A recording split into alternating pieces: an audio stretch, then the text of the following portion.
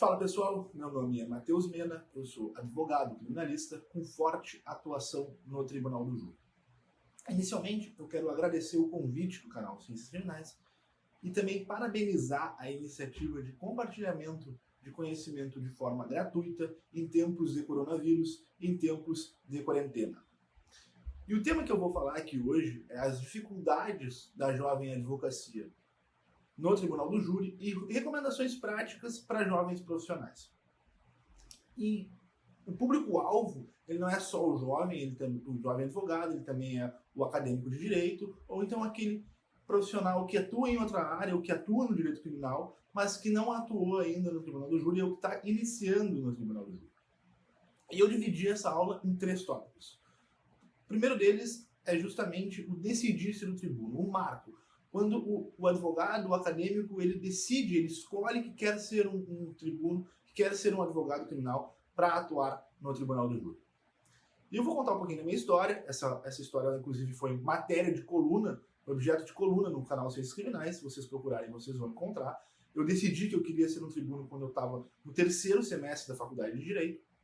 Na época, eu estagiava num escritório civilista, no escritório de Direito Civil, e cumprindo uma diligência no fórum, eu percebi um movimento, eu percebi uma aglomeração de pessoas, fui ver o que era, e era um plenário, era um júri que estava acontecendo. Na época eram 2 grandes tribunos, os 2 ainda são atuantes, um membro do Ministério Público e o outro um advogado de defesa. Eles estavam se gladiando, fizeram um júri belíssimo, um júri lindo, e desde aquele momento eu decidi que eu queria ser advogado criminalista para atuar no Tribunal do Júri. Então, desde então, eu passei a pesquisar nas pautas de audiência todas as sessões plenárias que iria acontecer e faço isso até hoje. Dificilmente eu perco um júri. Hoje eu resido em Florianópolis, aqui na comarca de Florianópolis, a menos que eu tenha algum outro compromisso. Se eu não tiver outro compromisso, eu tenho um compromisso que é de assistir à sessão plenária aqui da comarca, como eu fiz desde então, desde o 3º semestre da Faculdade de Direito. Então a primeira dica é justamente essa: assistam muitos júris. Assistam os júris muito bons, os júris ruins, os júris péssimos. Assistam os júris inganháveis, digamos assim, do ponto de vista da defesa. Assistam os júris que o Ministério Público pede a absolução, a desclassificação, que o Ministério Público concorda com a tese de defesa. Assistam até o final. Isso é de suma importância e vai agregar muito no aprendizado de vocês. A segunda dica que eu dou ainda nesse tópico, de decidir ser um tribuno, é: preencham a bagagem intelectual literária de vocês. O tribuno, ele nada mais é do que um contador de histórias. E só tem como ser um bom contador de histórias se tu lê as melhores histórias. Então leiam a literatura clássica, leiam Shakespeare, leiam Kafka, leiam Galeano, Garcia Marques, Machado de Assis, Jorge Amado. Isso tudo vai agregar muito na bagagem intelectual de vocês, na bagagem literária, e a narrativa dessas histórias contribui muito para que o jovem advogado, ou para que o advogado no geral, seja um bom contador de histórias. Então leiam, por óbvio, Evandro Lins e Silva, é muito bonito, é muito lindo. Evandro Lins e Silva talvez tenha sido o melhor advogado criminalista do Brasil, mas leiam os clássicos, não se esqueçam da leitura dos clássicos. Passando para o próximo tópico, é o contato com o cliente, as dificuldades do jovem advogado no contato com o cliente. E a primeira dica, e a dica assim, basilar deste tópico, é: use o tempo a seu favor. O tempo é o maior ativo do advogado criminalista, do jovem advogado criminalista.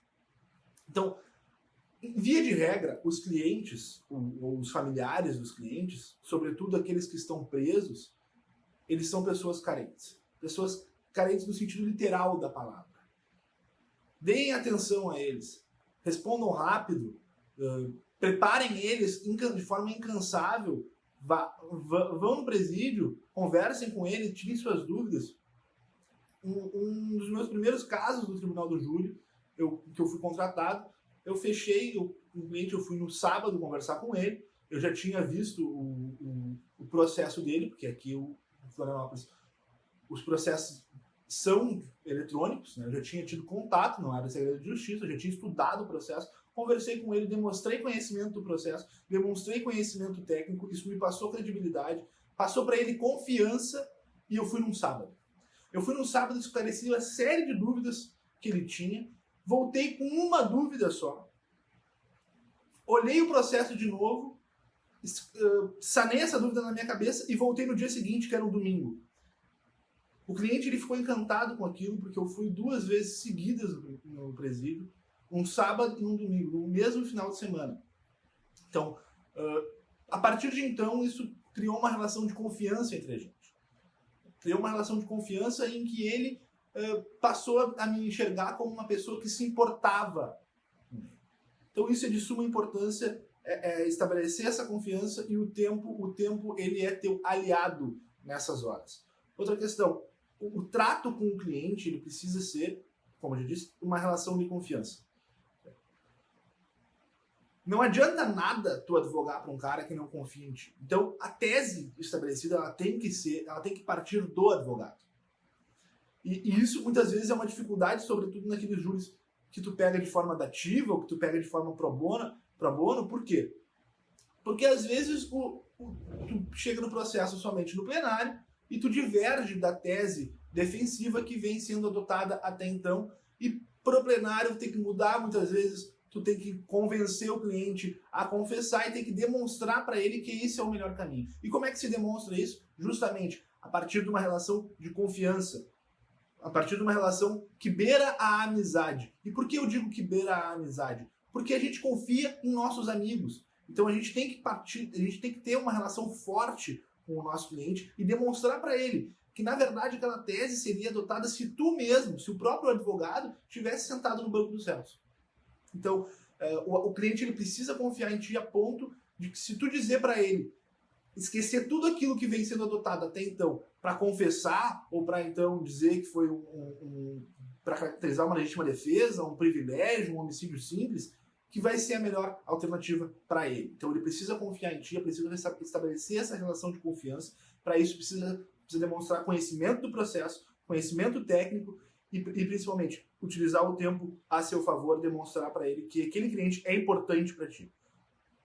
E o último tópico é uma questão mais prática.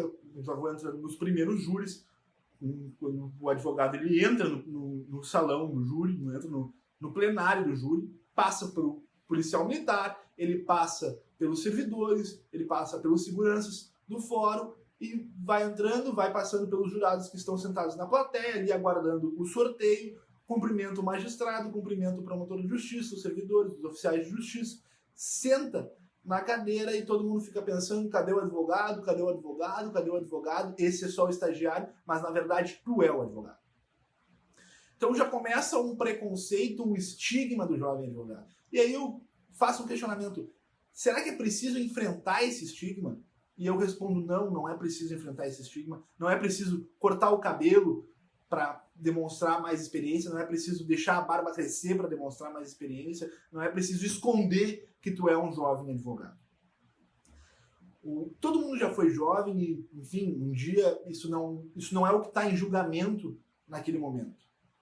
Os jurados, para os jurados pouco importa se tu é jovem, se tu é experiente, se tu tem cabelo branco, se tu tem cabelo curto, se tu tem barba ou se tu não tem barba.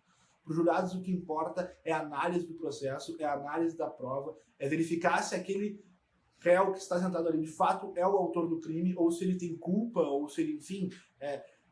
para os jurados é isso que importa. E muitas vezes, eu já adianto, já aconteceu isso comigo mais de uma vez, o Ministério Público, o promotor de justiça, o assistente de acusação, eles vão fazer menção à idade do jovem advogado, eles vão dizer que tu é um guri, que tu é um menino, que é meninice, como aconteceu num júri famoso, e não precisa responder de forma ofensiva como se tu se sentiu ofendido. Já aconteceu mais de uma vez comigo, repito, e eu respondi como: doutor, a minha idade não importa, a minha idade não tem nada a ver com o processo, não sou eu que estou sendo julgado. Não é a nossa experiência que está sendo, que é alvo do debate aqui hoje. Deixem o ego de lado, deixem a vaidade de lado. Isso é uma artimanha do Ministério Público para te desestabilizar, para que tu perca o raciocínio, foque no processo, demonstrem para os jurados que o que importa para ti não é se o promotor de justiça está te ofendendo, não é se o promotor de justiça está te chamando de inexperiente, mas o que importa para ti é o processo, é a análise da prova. É aquele que está sentado no último degrau da escada e que é que tu representa. É o réu. o momento da fala de defesa, ela é do advogado, mas não é para defender a sua vaidade, não é para defender o seu ego, é para defender aquele que deu o maior presente que um advogado pode receber, que é a confiança na assinatura da procuração. Existe uma autora que escreve sobre comunicação não violenta e ela fala que, fazendo uma metáfora, que é minhoca não nada. Minhoca não nada. Isso é uma isca do Ministério Público para que tu morda, para que tu amorda aquela minhoca e caia no anzol, que tu perca o raciocínio, que tu se desestabilize e que tu pare de falar do processo e passe a partir para ataques pessoais, que tu te incomode com aquilo. Então, lembre-se, minhoca não nada, não caia nessa artimanha e foque no processo. Lembre-se que tu está defendendo uma pessoa que confiou em ti e é ela que merece o tempo da fala de defesa. Quando a magistrada fala a defesa tem a palavra ou com a palavra a defesa, lembre-se que é para defender alguém que confiou no seu trabalho. Não é para defender a sua vaidade, não é para entrar numa guerra de vaidade, não é para entrar numa guerra de ego. É para representar alguém que confiou no seu trabalho.